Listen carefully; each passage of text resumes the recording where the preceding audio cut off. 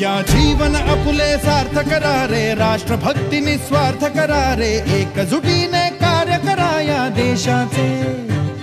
या साथी बना अनसाथ करा रे, मातृभूमी ही आज पुकारे, जागृत होऊन कंकण बांधू दिवस रात्र झटण्याचे। मातेच्या पायाशी हे अर्पण प्राणाचे, फेडूया ऋण आम्हा हा जन्म लाभला त्याचे। घेऊ हे ब्रिद हाती असे तू सिंधू नव हिंदुस्तानाचे।